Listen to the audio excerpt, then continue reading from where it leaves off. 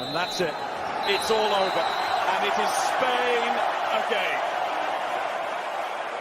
European Championship, World Cup, European Championship.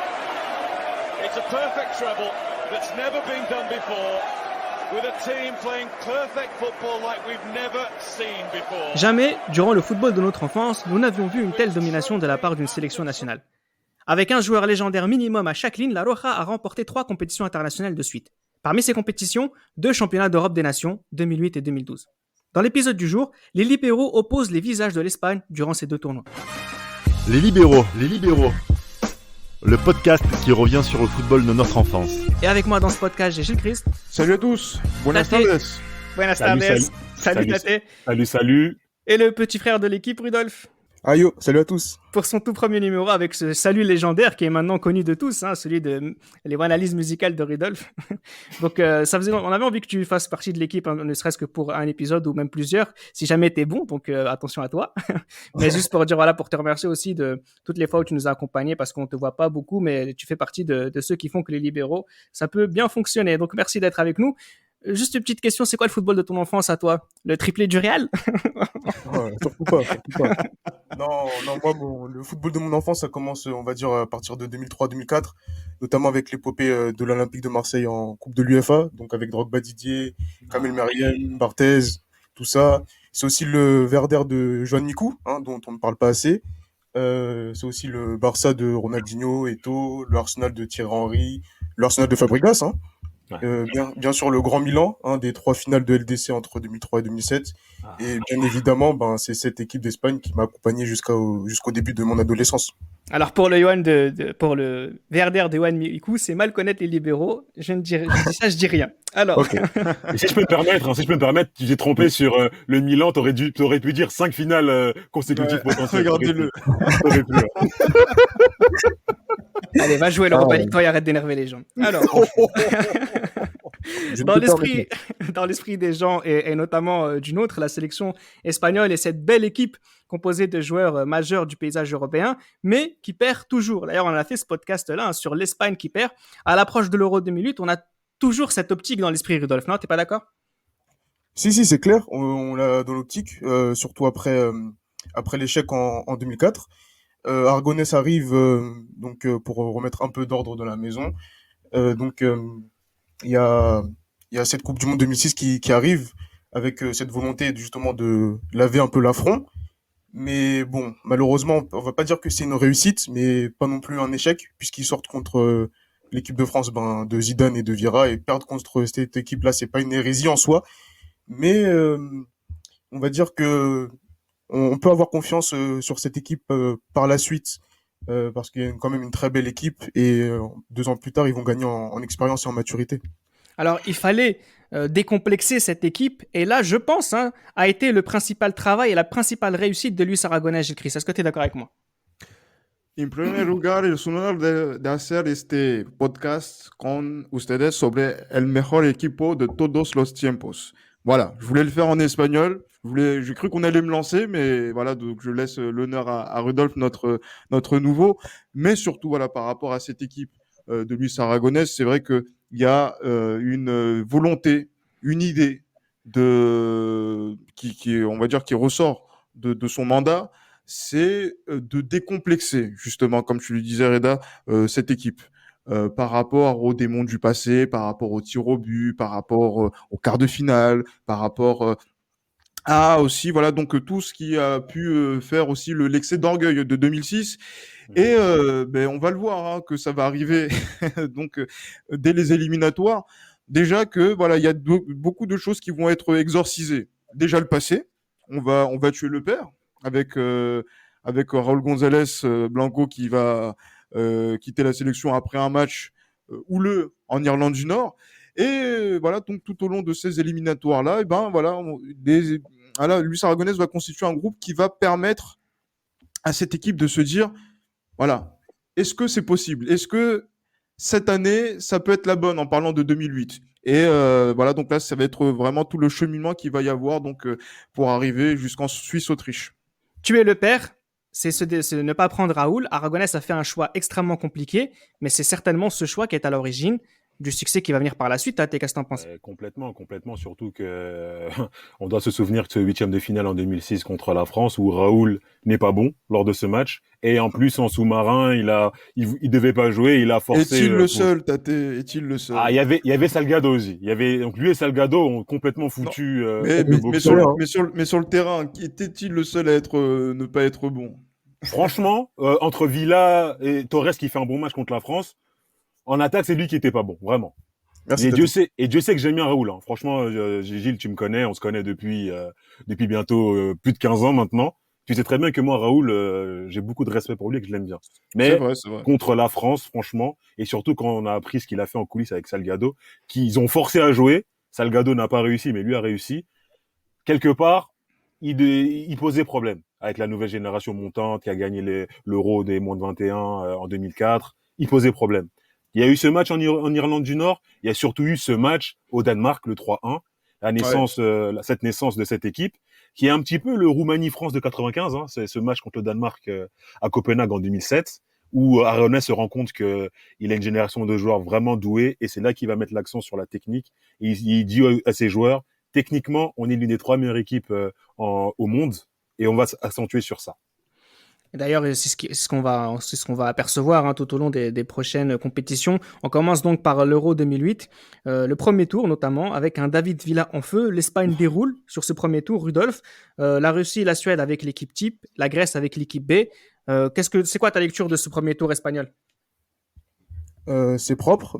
Comme tu l'as dit, c'est un 3/3. David Villa, comme tu l'as dit, qui est littéralement en feu. On peut déjà percevoir justement cette complémentarité qu'il a avec Torres dès le premier match, dès le premier but contre la Russie. C'est un match où ils ont éclaté. Ensuite, contre la Suède, c'est toujours une victoire assez étriquée, mais au final, ça passe. Et Belle équipe de Suède. Hein. Ouais, très belle équipe de Suède. La bagarre. Une équipe qui sort au premier tour. Hein. Bon, voilà. Ouais, mais ils sont venus pour se battre. Hein. Sur ce match, ils sont venus pour se battre. Il faut le dire. Olaf Melberg, oui. On le connaît. Et donc, en fait, ils sont très sereins pour le troisième match où ils peuvent faire tourner. Et même là, ils réussissent à gagner. Il change 10 joueurs sur 11. Il y a Iniesta qui continue, qui rejoue sur ce troisième match. Elle joue comment cette équipe? T'as un 4-4-2 un peu bizarre à plat qui demande beaucoup de mobilité à Iniesta et Silva. Senna est à la récupération, Xavi à la baguette. Tu penses quoi de ce 11 espagnol? Ouais, un 4-4-2 qui se transforme aussi en 4-1-3-2 avec des joueurs qui permutent beaucoup aussi Villa et Torres. Villa et Torres qui sont insaisissables en attaque. Ils permutent à gauche, à droite. On a Iniesta et David Silva qui tantôt permutent à gauche, à droite. Et on a surtout Xavi. Xavi, on doit le rappeler avant cette compétition avant Guardiola, quand Guardiola vient en sélection et sur le départ au Barça, en quelques semaines, il passe quand Guardiola dit on garde Xavi et il passe de meilleur joueur de cet Euro. Et on a aussi Senna qui est au milieu de terrain qui est tout simplement exceptionnel. Grosse équipe. Et premier match contre la Russie, je me dis mais c'est qui ces joueurs? C'est exceptionnel. Même si les Russes ont des occasions, hein, ils touchent aussi les montants. Mais quelle équipe, quel jeu. Et on a un Villa qui est complètement on fire. Après, Gilles Christ, voir l'Espagne excellente au premier tour, c'est pas quelque chose à laquelle on n'était pas habitué. Même si à l'Euro précédent, elle n'était pas très bonne, mais en Coupe du Monde notamment, l'Espagne fait partie toujours des meilleures équipes de premier tour. Là où ça va être important, ça va être au quart de finale. Puisque ce qui est intéressant contre l'Italie, c'est une équipe, on va dire, qui est du même niveau, mais il faut que l'Espagne réussisse enfin à battre une grande nation. Et c'est ce qu'elle va faire au tir au but. Ouais, mais voilà, surtout Luis Aragonès dit à ses joueurs, notamment même au premier tour, hein, avant de commencer contre la Russie, il dit que si cette équipe ne va pas en finale, il est une merde. Il croit en cette équipe. Il croit justement donc à toute la potentialité de cette équipe, de ce groupe qu'il a formé avec des joueurs qui sont magnifiques, et voilà, qui est incroyable et qu'on va le voir par la suite. Et c'est vrai que le match de quart de finale, en fait, il est à la croisée de tous les chemins. Je pense que sans ce match-là, rien ne se passe, en fait. Oui. Voilà. Parce que on est en quart de finale. Les Espagnols ont cette habitude, justement, de perdre en quart de finale. Ils jouent contre l'Italie, une équipe qui a toujours été leur némésis, en fait. Donc, c'est cette équipe qui a été leur bête noire pendant de longues années.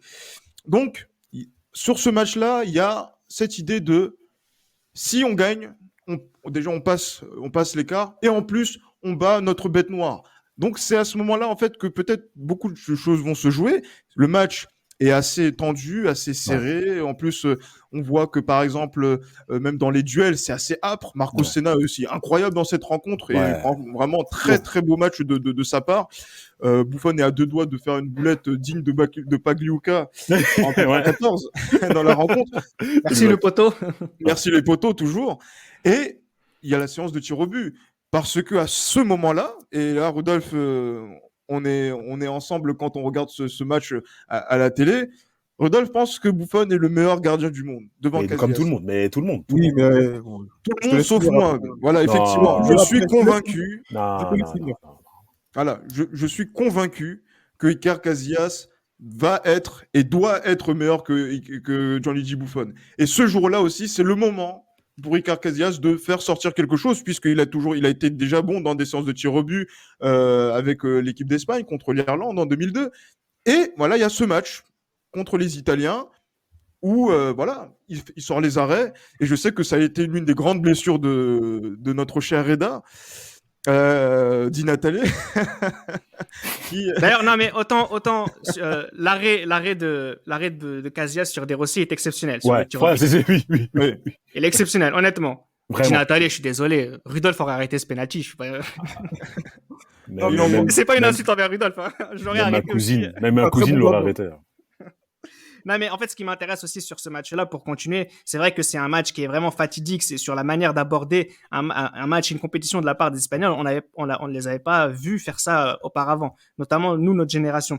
Donc, c'est vrai qu'on a vu des Chiellini, des Marchena, qui ont, pour moi, enfin, j'ai revu le match, c'est ceux qu'on a le plus vu. Hein. C'est pour vous dire à quel point ce match était âpre. C'était vraiment un match d'hommes. Et c'est un match d'hommes que les Espagnols ont réussi à passer dans la séance de tir au but. Et là, c'est ce que dit Gilles Christ de Tate, c'est que il y a des symboles comme ça qui font que l'Espagne est passée à autre chose, dans une autre dimension. Les Espagnols étaient clairs après le match. Hein. On a vaincu le maléfice. C'est-à-dire que même moi, devant ma télé avant les tirs au but, pour moi, l'Italie allait passer. Surtout qu'à l'époque, Gilles pensait que Casillas était au-dessus de Buffon, mais moi, c'est tout l'inverse. Buffon qui avait arrêté le penalty de Moutou au premier tour. Ah oui, mais c'est un arrêt extraordinaire. C'est extraordinaire, et Buffon a le vent en poupe, et je me dis que non, il va faire gagner l'Italie. Et surtout que quand tu vois les tireurs italiens, Grosso et De Rossi qui avait l'habitude de tirer, il avait marqué aussi en Coupe du Monde, la finale de la Coupe du Monde, voir De Rossi rater, c'était une très grosse surprise pour moi. Et c'est Casillas, tout simplement, qui fait gagner l'Espagne lors de cette séance de tir au but. Et là, sincèrement, il y a un tournant, comme on est en train de le dire. Il y a vraiment un tournant. À partir de ce moment-là, le maléfice est vaincu. Et l'Espagne, entre guillemets, a ce grain de chance qu'elle n'avait pas avant. Et ça va complètement les décomplexer, même dans le match d'après, qu'on va en parler. Justement, une équipe favorite qui est complètement décomplexée, c'est ce qui va se passer contre les Russes qu'ils retrouvent en demi-finale. Les Russes qui ont été impressionnants jusqu'à présent, Rudolf, mais les Russes qui sont surtout cuits. Ils sont cuits après cette victoire face aux Pays-Bas, si je me La trompe prolongation, parle-en, Rodolphe, s'il te plaît. S'il te plaît. Parle de la prolongation. On va parler de la Russie un jour, vous inquiétez pas. C'est inhumain ce qu'ils ont fait. C'est inhumain ce qu'ils ont fait. C'est inhumain. Mais en tout cas, voilà, ce qui est intéressant, c'est quand l'Espagne doit assumer un statut de favori, et ils le font, et avec une belle manière. Ça fait 7 buts sur les 2 matchs contre les Russes. Hein. C'est ça, et même tarif qu'en poule, donc plus 3. Là, cette fois-ci, c'est 3-0. Même si en première période, ils marquent pas, ils restent calmes, ils ne paniquent pas, et ils vont marquer en deuxième période, et ensuite dérouler. Ce 4-4-2, Gilles Christ, qui ne change pas du côté espagnol. Hein. C'est toujours les mêmes hommes. Hein. C'est toujours les mêmes hommes. Après, c'est vrai que David Villa se blesse dans la première période et c'est là qu'il y a une sorte de réorganisation. Parce qu'on se dit, est-ce que, par exemple, donc pas de réorganisation puisqu'en fait, on va faire sortir Villa et on va faire rentrer El Gitano, Daniel Guissa, qui sort d'une très belle saison avec Mallorca et qui va jouer la deuxième période. Et ces Espagnols, toujours sûrs de leur football et surtout parce que quand on voit la causerie d'Aragonès dans les vestiaires à la mi-temps du match, voilà, il y a 0-0, mais bon, voilà, on continue de maintenir une certaine pression dans les 30 derniers mètres et à un moment, ils vont craquer. Et c'est ce qui va se passer avec justement donc le premier but qui arrive très tôt dans la deuxième mi-temps du meilleur joueur de la compétition, Xavi. Xavi en plus avec une très belle action en prime. puis Guissa qui va encore marquer, et après David Silva qui marque le troisième but. L'Espagne fait grosse impression, et quand on voit le dernier carré, où de l'autre côté, il y a eu Allemagne-Turquie qui était assez serré, et que là, on voit qu'il n'y a pas de match entre entre les Russes et les Espagnols, et ben on se dit, voilà, est-ce que c'est l'heure? Est-ce que c'est l'heure de l'Espagne? Est-ce que cette année, ça va être l'année, comme je le disais tout à l'heure, et avec les Espagnols qui chantaient notamment sur la Cadena Ser, si, este año aussi. Et bien voilà, on y est en fait, avec la finale de Vienne. Justement, la finale de Vienne, alors juste une petite précision, c'est Serge Fabregas qui rentre à la place de David Villa, et c'est c'est cette compétition qu'on va retrouver en finale, avec Guisa qui va rentrer à la 70e minute. Alors justement, et cette qui marque finale... juste après. Oui, qui marque juste après. Hein. Mais justement, ce qui est intéressant, c'est que justement, depuis 1964, l'Espagne cherche à gagner un nouveau titre intercontinental.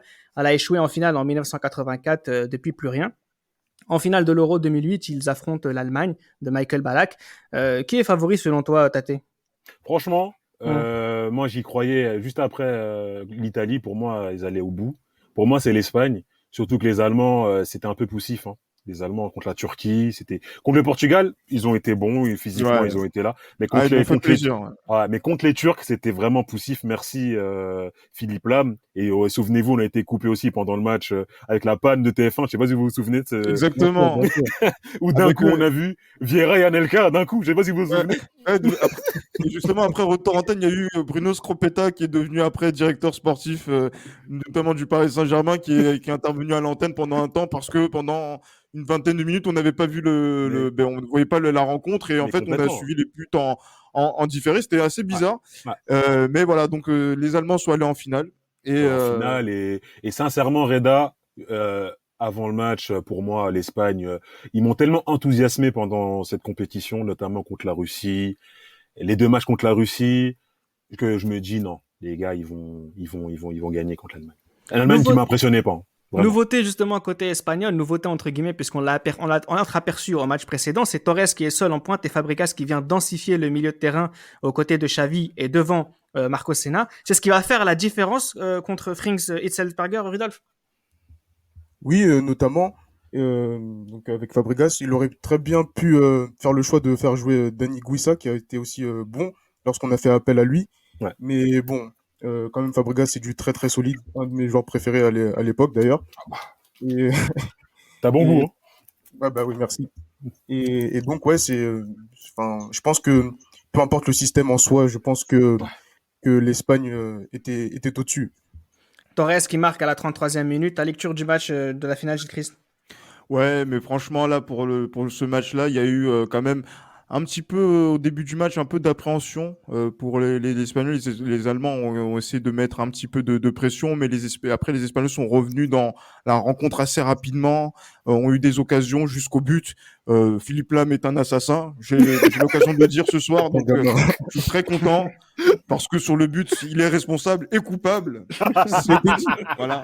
Si l'Allemagne n'a pas gagné en 2008, c'est sa faute. Voilà, il faut le dire. Voilà. Il a le droit de se tromper. Voilà. Non, mais il est un peu dur. T'es un peu dur, mais je parlerai après.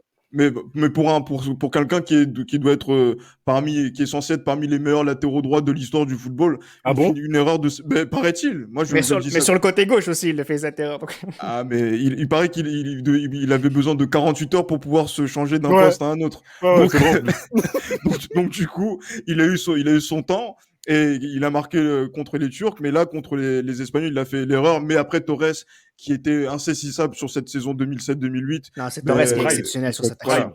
Ah oui, qui est exceptionnel, et qui clôt sa saison avec ce but en finale, ce but qui exorcise le passé espagnol et qui donne, on va dire, ce trophée après 44 ans de 17. Moi, il y a un truc qui m'a beaucoup impressionné, notamment de la part des Espagnols, c'est que la décontraction qu'ils ont, notamment Luis Aragonès, quand il fait le brief des joueurs, par exemple, quand il parle de Schweinsteiger, il parle du blond, parce qu'il peut pas dire son nom, le blond, le 7, et il parle de Ballack en l'appelant Wallace. Donc... il a été dans PES, lui. Exactement. Si je peux me permettre aussi, cette décontraction, on la voit aussi dès l'hymne national. Je sais pas si vous faites attention, mais à un moment où, pendant les Marcos Senna, on le taquine, on le tape sur l'oreille et il sourit, tu vois. Et même là, on ressent qu'ils sont très sereins. C'est du racisme, ça. Oh, pardon. Comment ça? Pardon. Non, mais parce que Senna, c'était le seul qui était pas vraiment espagnol. C'était pour ça. Mais bon, Bon, continue. il a le droit, mais Ah, pardon. avec ce prénom, il a le droit d'être naturalisé et de faire une compétition de très grande qualité. Ah, mais D'ailleurs, complètement. justement, c'est à l'image de cette finale, les hommes du tournoi, Senna, Xavi, Tate. Senna, Xavi, il y a Casillas, hein, pour moi, Casillas, Casillas, Ballon d'Or. ballon d'or de ce tournoi. Enfin, j'irai pas, non, quand même Ah pas. non, le tournoi d'après, pas celui-là. Non, Calmons-nous. pas celui-là. Non, 2008, le meilleur joueur du monde, c'est Cristiano, et c'est Cristiano Ronaldo qui mérite son ballon d'or largement. Puyol aussi, hein. Puyol. Et Martiana, on n'en parle pas beaucoup, mais Ouais. ce mec-là avait une série d'invincibilité impressionnante avec l'Espagne. Impressionnante, exactement. Impressionnante. Je pense qu'il fait un meilleur tournoi que Puyol. Oh, Le leader physique, ça reste Puyol quand même. Non, franchement, même sur ce match contre l'Italie, c'est celui qu'on a le plus vu. Enfin, voilà, c'est un avis, mais c'est juste pour dire que Marcana est excellent aussi sur ce tournoi, bien sûr. Oui, Ouais. clairement. Mais moi, je suis franchement, voilà, ces joueurs-là, en fait, sont des joueurs qui sont incroyables à tous les niveaux. Et quand on voit cette équipe, voilà, on va dire que le meilleur a gagné. En fait, on est content que le meilleur gagne, en fait. Et ça, Et- c'est ça qui est aussi Et une surtout que, satisfaction. Ouais. surtout qu'est-ce te couper, lors de la finale, même dans l'engagement, Torres, il est meilleur que les défenseurs allemands. Souvenez-vous, la tête sur le poteau où il prend le dessus sur Mertesacker. C'est-à-dire que techniquement, et même dans l'engagement, ils sont meilleurs. Et Ballack qui passe complètement à côté de la finale. J'avais l'impression que ça allait trop vite pour lui entre Fabregas, Senna et Xavi. Il m'a fait de la peine lors de cette finale. Et Dieu sait qu'il en a perdu des finales, mais celle-ci, pour moi, c'est celle qui fait le plus mal. Parce que Mais c'est la ouais. fin de Ballack en Allemagne aussi. Ouais, mais il était hors concours. Franchement, il était hors concours lors de ce Ouais, match. il a vraiment joué comme Wallace, comme dirait Wow. Aragonès. Il manquait que la canne et le chien, quoi. Franchement, sur ce Ouais, match, c'est ça en fait. c'était Il pas a Il manque joué Gromit. exactement, il a joué Ouais. comme déjà comme Gromit ou sinon comme Wallace dans Braveheart de Mel Gibson. Mel Gibson, très grand monsieur. Alors, très grand monsieur comme Aragonès qui a réussi à décomplexer les Espagnols et qui gagne enfin un titre depuis tellement longtemps. À côté de ça, vous avez le football espagnol qui continue sa transformation. Le FC Barcelone est révolutionnaire. Le Real Madrid est de nouveau galactique. Les joueurs espagnols sont parmi les tout meilleurs au monde et leur sélection en profite. Christ, on a vu les joueurs prendre en main la sélection sous le patronage de Del Bosque pour aller encore plus loin. On le verra dans un prochain podcast, mais l'Espagne qui gagne la Coupe du Monde 2010. Ah là, l'Espagne qui gagne la Coupe du Monde 2010, franchement, c'est avec Rodolphe, on a vécu ce mondial, on va dire de très près, notamment avec les Espagnols, que ce soit du côté du Trocadéro et aussi toute la compétition, comment ils ont vécu tout ça.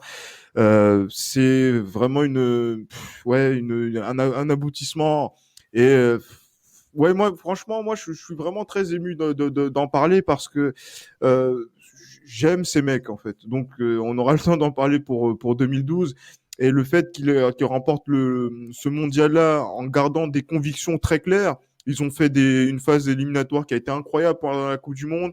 Ils ont gagné des matchs amicaux, ils les ont tous gagnés. La France, souviens-toi, au Stade de France. Oui, bien Ils sûr. ont broyé. Exactement. 2-0, oui, Oh. avec Thierry Henry, le plus mauvais qu'on ait jamais vu en sélection. Ouais. Et Anelka également. Et mais voilà. changé. Du coup, quand ils perdent contre la Suisse, on se dit qu'ils vont peut-être revoir leur copie et non, ils continuent. Et en fait, c'est la force de conviction qui fait que derrière, ils sont champions du monde parce que voilà quoi, il y a cette solidité, cette confiance et aussi cette humilité, ce calme que donne Vicente Del Bosque et qui les mène sur le sommet du monde. À l'approche de l'Euro 2012, l'Espagne roule sur les qualifications. Elle s'apprête à porter quasiment pour la première fois de son histoire le statut d'unique favori. Rudolf, il sera intéressant de voir le comportement de l'Espagne dans ce rôle. C'est ça, unique favori, comme tu l'as dit, c'est quelque chose il me semble, qu'on n'a jamais vu avant à ce point-là, parce que si je fais le parallèle, par exemple, avec l'équipe de France, 98 victoires, 2000 victoires, en 2002, ils arrivent en tant que favoris, certes, mais il y a quand même des outsiders très, très forts, donc je pense notamment à l'Argentine de Bielsa, ou sinon l'Espagne de Raúl, bien sûr le Brésil de Ronaldo, donc il y a quand même des adversaires très, très sérieux. Alors que là, je trouve que là, l'Espagne est vraiment seul au monde à ce moment-là. Petite interrogation quand même, Tate. Senna n'est plus là, bon, depuis longtemps déjà, mais comme Puyol, Villa aussi qui est absent. Il y a vraiment aucune raison de s'inquiéter selon toi? Non, sincèrement, en 2012, ils sont un peu sur les rotules parce que il y a la saison de la Liga, les 100 points du Real. la saison du Barça. Et surtout, c'est une équipe qui, entre l'Euro et l'Euro 2008 et l'Euro 2012, il y a la Coupe des Confédérations, il y a la Coupe du Monde. Les mecs, ils enchaînent. Ils arrivent un peu quand même. On sent que, surtout un mec comme Xavi, on sent qu'ils arrivent quand même sous les rotules un petit peu. Là, tu as parlé de Villa qui est absent pour blessure. Moi, ce qui m'affecte un petit peu, c'est aussi l'absence de Puyol aussi, qui n'est pas là pour blessure également et qui déjà qui avait pensé après le mondial arrêter la sélection. On lui a demandé de continuer, mais là physiquement, il n'avait pas pu tenir le coup. Donc du coup, il y a eu un renouvellement de génération et aussi des changements de poste, hein, effectivement, Oui, puisque là, on va nouvelle voir défense centrale.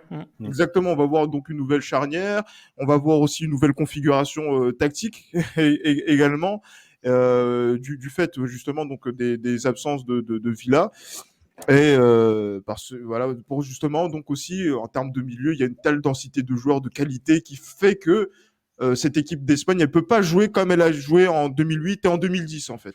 On voit que ça commence timidement contre l'Italie. Tate dans une formation sans attaquant. Sans attaquant, l'idée c'était de reprendre un petit peu comme le Barça, c'est-à-dire attirer les défenseurs centraux dans les 25-20 mètres et après partir sur le dos des défenseurs. Simplement les Italiens avec leur défense à 3 et un très très bon match de De Rossi ce jour-là. De Rossi en défense centrale. C'est d'ailleurs, il aurait pu exploiter ce poste pour la fin de sa carrière. Ouais, franchement, je trouve qu'il aurait pu vraiment exploiter parce que le match qu'il fait contre les Espagnols, il est exceptionnel, je trouve. Et ils ont beaucoup respecté les Italiens lors de ce premier match, ce qu'ils ne feront pas en finale. Mais ouais, ils arrivent un peu timidement. Ils commencent un peu timidement. Ouais. Torres revient dans le 11 contre l'Irlande et contre la Croatie. L'Espagne se qualifie. Quelle différence ça fait selon toi, Rudolf, ce retour vraiment entre guillemets à la normale avec un attaquant entouré de Iniesta et David Silva? Ça fait une petite différence, même si l'adversité est un peu différente. Donc contre l'Irlande, quand même 4-0. Torres qui marque très rapidement. Mais aussi, il faut souligner que quand même, Torres est remplacé par Fabregas, qui marque également. Donc, Oui. c'est dire que quand même, peu importe encore une fois qui joue, ce qu'on sait, c'est que c'est l'Espagne qui va gagner assez facilement. Ils éliminent ensuite la Croatie 1-0. Faut parler de ce match. Oui, faut parler de ce match. Parlez-en. Bien sûr. Oui, comment Gilles? Bien sûr, encore une fois, si on veut parler encore une fois d'un joueur qui doit être Ballon d'Or cette année-là, c'est Iker Casillas. Pourquoi on parle de ce match-là? C'est vrai qu'il passe inaperçu, mais c'est un grand match de football déjà, de premier tour. Modric. Modric est incroyable ce jour-là. Les Croates auraient pu éliminer l'Espagne. Ça, oui. C'est vrai que là, c'est quelque chose dont il faut parler. Et il a fallu des miracles de la part d'Iker Casillas pour déjà maintenir l'Espagne en vie avant que, et notamment sur Rakitic, j'en reviens pas encore, avant que l'Espagne marque grâce à Navas sur un superbe service d'Iniesta et passe on va dire tranquillement avec 7 points, mais ça s'est joué à peu de choses dans ce match-là et franchement j'invite les gens qui n'ont pas vu le match Espagne-Croatie à le regarder parce que on aurait pu se dire oui peut-être au tir au but ça se jouait à rien et tout etc, mais il y avait plus de sérénité dans ces tirs au but là que dans ce match contre la Croatie. Et surtout ce match, excuse-moi Reda, regardez ce match parce que Modric il fait un match. Oh mon Dieu. C'est sur le rythme du tournoi qu'il avait fait en 2008 déjà. Mais... non, mais là, il était on fire. Mais sans au premier tour. Ouais, malheureusement. La France qui ne fait pas le poids, du coup, sur le quart de finale, avec l'Espagne qui semble avoir trouvé la bonne formule. Ce sera donc avec Fabregas et ce sera un doublé de Xabi Alonso, Rudolf. Exactement. Ça, c'est encore une preuve que le danger vient de partout. Xabi Alonso qui marque un doublé. Et si je peux me permettre de faire une petite pique à Tate, c'est pas avec Yann Villa au milieu de terrain qui allait se passer pour l'Espagne, tu vois. Donc c'est sûr que... Et Florent Malouda, Cabaye au milieu, dans le cœur du jeu, hein, donc c'est pas Xavi. C'était pas le plus scandaleux, hein. C'était pas ça le plus scandaleux. Sur la compo, heureusement qu'il y a Benzema et Ribéry pour... mais il a mis Debuchy, milieu droit, les gars. Parle bien de Laurent Blanc, le mec qui attend une grande sélection, une grande équipe. Laurent Gland, oui. Oh. Et c'est de là que les buts sont Ouais. venus en plus. Hein, Mais franchement, ouais. Et ouais, À plat ventre, à plat ventre. à plat ventre. Et, en Exactement. plus, souvenez-vous, tu téléfoot, tu avais les parents de Debuchy, un reportage sur eux. La tête du papa, oh là là là là. La honte. La honte. La En honte. direct. La honte. Non, mais ce qui est intéressant, oui, c'est vrai qu'il y avait pas de débat. Comment t'expliques du coup le match contre le Portugal avec Negredo du coup là, à ce moment-là, Tate? Ben, en fait, ce match contre le Portugal, on a compris pourquoi pourquoi Del Bosque ne voulait pas mettre Negredo en pointe, parce qu'il a servi à rien, tout simplement. Mais qu'est-ce qu'il attend la demi-finale pour le faire? Mais parce qu'il avait les critiques, parce que non seulement les joueurs voulaient jouer avec un attaquant, et il y avait toute la presse qui disait, et même international, oui, il veut trop copier le Barça, il faut machin, il faut un attaquant. Ben, on a vu l'attaquant contre le Portugal, il ne servait à rien. Que ce soit lui, ils n'avaient pas le niveau. Non, il n'avait pas le niveau. C'est ni Torres, Prime de 2008, ni Llorente qui avait sa place dans cette sélection-là. Je suis désolé. Et contre le Portugal, les Portugais font un très bon match. Un mec comme Coentrao en sélection, c'est vraiment pas le même joueur qu'avec le Real. Et ça se joue à peu de choses. Hein. Ça se joue au tir au but, ça se joue à une mésentente entre Nani et Bruno Alves qui va tirer le 3e penalty. Et ça passe. Et ça, c'est pas normal, puisqu'en fait, normalement, c'est quelque chose qui doit être réglé. Et même, j'ai l'impression que même Cristiano Ronaldo s'est caché. Il s'est caché, Exactement. bien sûr. Pourquoi Non, je il voulait dis tirer ça? le 5e. Tu sais Non, très bien. Reda, t'es d'origine algérienne. T'es d'origine algérienne. Tu sais très bien que avec Zidane, les meilleurs tireurs, c'est en premier. En Point. premier. Oui, Et c'était le cas aussi lors de Real Bayern et que Cristiano a raté le Il a premier raté, ouais. penalty. Il a Effectivement. Donc, du coup, pourquoi il a voulu tirer en 5e? C'est ce cachet qu'il a eu. Et Exactement. encore une fois, devant Iker Casillas, qui n'a toujours pas pris de but en phase d'élimination directe. Ni Je dis ça, je dis rien. ni Ramos Piqué. La Panenka de Ramos, la Panenka. Ramos qui fait un tournoi 2012 exceptionnel en défense. Hein. En défense, il règle tous ses vis-à-vis. Hein. Tous. Et tous ceux qui auraient pu douter aussi de son adaptation aussi. Complètement. En plus, on parlait des brouilles avec Piqué, comme quoi avant la compétition, il se serait battu, etc. Mais sur le terrain, RAS. Hein. RAS. D'ailleurs, Piqué et Ramos qui marquent tous les deux le tir au but, comme pour confirmer encore plus qu'ils étaient, c'était des leaders et pas forcément techniquement. On va aller sur la finale. Aïe. La finale qui est une symphonie espagnole aidée par la faiblesse notamment physique et particulièrement physique des Italiens. Aïe. Mais en fait, voilà, les Espagnols ont eu des critiques. Il y avait peut-être trop de maîtrise dans les rencontres. Voilà, on sentait pas une équipe qui lâchait les chevaux comme on pouvait parler de l'équipe de 2008 qui était beaucoup plus spectaculaire. Mais bon, c'est comme les Rolling Stones, c'est comme les Beatles, c'est comme les grands groupes en fait.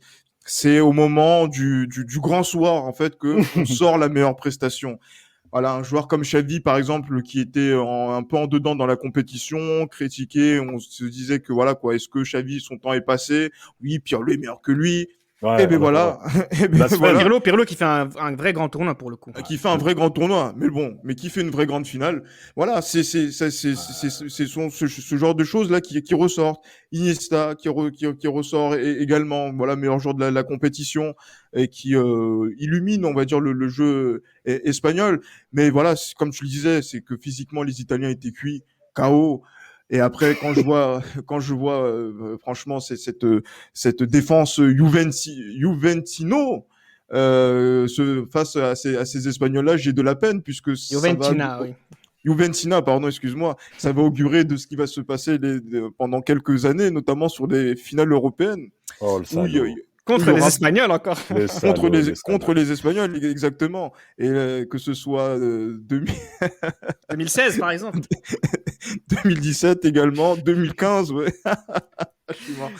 Mais voilà, mais en gros, voilà, les Espagnols sont les meilleurs, ils le rappellent au meilleur des moments. Mais le problème, c'est que j'allais dire que c'est même trop. 4-0 quand même. On n'est pas. Non, mais 4-0, ils sont à 10 à l'heure de jeu, ils peuvent plus faire de remplacement aussi. C'est clair. Thiago Motta, et puis peut-être faire jouer Chiellini qui était un peu à bout physiquement aussi, qui était une erreur, mais on pouvait pas ne pas le faire jouer. Cesare Prandelli aussi est passé à côté de son tournoi, peut-être de sa finale, Tate. Je suis complètement d'accord. Parce que je comprends pas. Lors du premier match, il fait une défense à 3 et sincèrement, la défense à 3 avec le faux neuf qui était Fabregas, S'ils sont très bien sortis avec des Rossi. C'était vraiment l'équipe était cohérente. En plus, ils ont eu beaucoup d'occasions. C'est comme ça que la Avec- Juve gagnait avec Bah oui, Cassano, Balotelli, le doublé d'attaquants. Ouais. en plus, oui, en plus. Et je comprends pas pourquoi en finale. Bon, il a continué sur la demi et le quart, mais il aurait pu revenir à 3.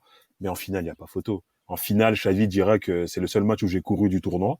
Et non, mais c'était cette finale, franchement, c'est comme ça vient couronner comme le Brésil en 70 hein, avec les Oui. Italiens toujours avec les Italiens qui font office de sparring partner pour Les plus donner grands. le titre au plus grand. Bah et l'Espagne en 70 et il y a eu l'Espagne en 2012. Et le Ah, Brésil voilà. en 70, oui, effectivement. Ah, j'ai dit le Brésil, pardon, le Brésil, j'ai dit l'Espagne deux Ouais. fois, et le Brésil en 70 et l'Espagne en 2012, et les Italiens ont mordu la poussière. Ça faisait même de la peine, tellement de la peine que Casillas a demandé à l'arbitre d'arrêter le match à un moment. Non, mais ce qui est À la fin intéressant du aussi, il y a des joueurs dont on n'a pas beaucoup parlé et qui sont très importants. Il y a Busquets aussi qui a fait Wow. oublier Marco Senna. Malheureusement. Il y a aussi Jordi Alba aussi qui a fait un très bel Euro. Il y a eu toute une hype autour de lui après ce tournoi. Il y a David Silva aussi qui était là en 2008 et 2012 dont on n'a pas du tout parlé sur ce podcast-là. Rudolf, il faut le dire, David Silva, c'est du même niveau que ses autres joueurs. Il est peut-être pas aussi historique qu'un Xavi ou un Casillas, mais c'est du très grand joueur. Tout à fait, au même titre que les Iniesta, les Xavi. Il est de l'équipe en 2008. Il est aussi titulaire, si je me trompe pas, Oui, à oui. cette période-là. Voilà, c'est fin techniquement, c'est élégant, c'est intelligent. Il a sa place parmi ces grands noms, loin s'en faut. Pour toi, Gilles Christ, c'est quoi? C'est l'Euro 2008 qui est le plus intéressant parce que c'est l'Espagne qui a réussi enfin à gagner, ou est-ce que c'est l'Euro 2012 parce qu'ils réussissent à confirmer? C'est quoi le plus dur? C'est de gagner pour la première fois ou de confirmer qu'on est les meilleurs? Mais en fait, avec l'Espagne, on a l'embarras du choix. Est-ce que c'est gagner au sommet de l'Europe une première fois, puis être au sommet du monde 2 ans après, puis est-ce que maintenir, garder son titre? Ils ont fait quelque chose qu'on n'a jamais vu dans le football et qu'on ne Franchement. reverra pratiquement peut-être jamais de notre vivant. En tout cas, dans le football que nous, on a vu, dans le football que notre conception du football. Donc là, c'est énorme. Donc du coup, c'est vrai que moi, la tendresse que j'ai pour cette équipe d'Espagne, qui n'était pas forcément, on va dire, que j'ai pas forcément anticipé hein, sur 2008, elle vient notamment Yes. en revoyant les choses. Et voilà, c'est celui qui avait raison. Et je le dis aussi dans ce podcast, c'est Rudolf, parce que Merci. il avait vu l'Espagne en 2008, il avait vu l'Espagne en 2010, et il était convaincu de ce choix-là. Parce que voilà, tous ces joueurs, ces champions qui sont là, il faut le dire, ce sont des champions. Parce que mais voilà, que ce soit sur 2008, même si voilà les joueurs du Barça sont un peu en dedans sur la saison 2007-2008, ils sont présents sur la grande compétition internationale. Et voilà, après, même s'il y a les rivalités entre 2010 et 2012, notamment à cause de la rivalité Real-Barça, l'amitié qu'ils ont est plus forte, notamment au service de la sélection. Donc du coup, tout est exceptionnel. L'inédit, la confirmation et encore la surconfirmation face à une adversité qui est plus rugueuse puisque c'est le super favori. Donc du coup, il n'y a pas de débat possible pour moi pour dire que cette équipe est la plus grande équipe de tous les temps. Et je suis Et au-delà de désolé. ça, non, mais excuse-moi de te couper, mais je vais te redonner la parole après, mais c'est juste Sans pour problème. dire, c'est que 2008, 2010, 2012, on a 6-7 joueurs qui sont systématiquement là dans les 3 compétitions. Ça montre à quel point c'est vraiment la domination d'un petit groupe de joueurs sur toute leur génération. Et c'est en cela que ça fait vraiment cette équipe est la plus grande de tous les temps, parce que Oui. c'est vraiment des joueurs qui, bien qu'ils aient confirmé aussi en club, en sélection nationale, quand ils se retrouvent, c'est Ramos, c'est Piqué, c'est Xavi, c'est Iniesta, c'est David Silva. Quand ils sont ensemble, ils battent tout le monde, tout le temps, à chaque fois. C'est ça qui est impressionnant. C'est le même groupe à chaque fois. Il y a 12 rescapés de l'Euro 2008 en 2012, hein, il faut le C'est préciser. exceptionnel. C'est exceptionnel. C'est énorme. Après, c'est vrai qu'il y a aussi l'impact de joueurs qui sortent du banc. Pepe Reina, Ah, qui Reina, a il un faut en rôle, parler. Ah ouais. qui a un rôle très important dans le vestiaire, qui est très influent. Mais même si voilà, on pense que c'est l'amuseur public, c'est un joueur qui a eu aussi son influence, notamment sur les séances de tir au but, sur les penalties que Cardozo. l'Espagne a Oui. dû concéder en 2010, notamment contre le Paraguay. Voilà, c'est aussi voilà, c'est tous ces joueurs-là qui sont là, même qui sont là en 2008, qui sont absents en 2010 et qui sont présents en 2012. Je pense à Santi Cazorla, Oui. qui aurait pu, voilà, qui à cause de sa blessure n'a pas pu être présent en 2010, mais qui est aussi important. Il fait un bon match contre les Italiens. Ouais, il rentre bien. Ah, voilà, Il, donc il met son penalty. Il met son il met penalty. son penalty, donc du coup, voilà, donc il fait partie voilà, de ces joueurs-là qui sont présents. Mais voilà, quand je pense à cette équipe-là, c'est vraiment la notion d'excellence qui est mise vraiment à son summum, notamment sur le football européen. Et même si voilà, les gens ne peuvent ne pas être contents par rapport au tiki-taka, parce que oui, effectivement, ça joue à la baballe avant que ça puisse rentrer, avant que le ballon puisse rentrer, et qu'ils font une sorte de handball géant, etc. Ils ont posé leur tempo et leur domination sur ce football mondial, et personne n'a pu la contester. Et c'est ça qui est exceptionnel. C'est le mastodonte du football de ton enfance, Rudolf, l'Espagne. Exactement. Comme Chris l'a bien résumé, voilà, la confirmation est exceptionnelle, tout aussi bien que les autres étapes. Et en 2012, donc le fait de gagner sous cette pression, moi, ce que je dirais, c'est que même la pression du favori et la pression inhérente à l'équipe d'être l'équipe à abattre, elle était même pas suffisante pour rééquilibrer les débats. Et juste ça, ben, ça prouve que c'est exceptionnel. Et d'ailleurs, ils n'ont pas trahi, ils ont fini par gagner. Et ouais, c'est quelque chose qu'on n'a pas vu avant. Je sais pas si on va le revoir après, mais en tout cas, ça m'étonnerait. On s'en fout du coup, Tate, qu'il n'y ait aucun Espagnol Ballon d'Or. Oui et non. Oui, parce que quand même, un joueur comme Xavi aurait mérité de l'avoir en 2010, quand même. Mais malheureusement, en 2012, Gilles dira Casillas. Mais bon, non, moi je le dis. Gilles l'a jamais dit. Moi je l'ai souvent dit que Casillas devrait gagner le Ballon d'Or en 2010. Quand il y a un joueur qui met 91 buts l'année civile, tu non, veux mais faire quoi? j'écris, c'est qui nous casse tout le temps la tête en nous disant oui, ce qui est important dans les Ballons d'Or, c'est aussi ce qu'on a fait les années précédentes, nanana. Oui, c'est vrai. Et 91 buts, 91. Ouais, mais moi, 91 Essonne. Je salue Christopher, le cousin de Tate, qui doit suivre Exact. nos épisodes depuis Savigny. Mais voilà, donc qui est dans l'Essonne. Mais regardez, messieurs, excusez-moi. Moi, je l'ai dit en plus dans un épisode que Casillas aurait dû être triple Ballon d'Or. 2008, 2010, 2012. Parce que t'es malade. Non, je suis pas malade. Comme, Gilles, comme Alvaro Recoba. Non, arrêtez s'il vous plaît. Parce que, excusez-moi, parce que sur cette équipe-là, vous le savez, en plus, 2008, regarde, entre le but de Zidane en 2006, jusque même le but que marque l'Italie en huitième de finale de l'Euro 2016, cette équipe d'Espagne n'a pas encaissé de but en phase d'élimination directe. Entre 2008, 2010 et 2012, c'est 10 matchs, 0 but encaissé. Est-ce qu'on l'a déjà vu après ? C'est pour ça que moi, je mets Iker Casillas en avant par rapport à ça. Moi, je suis d'accord. C'est la base aussi du succès. C'est un succès aussi qui a été défensif, en plus du feu d'artifice offensif qu'on a vu. Parce que c'est une équipe parfaite. C'était Les Libéraux, un podcast produit par Sport Content.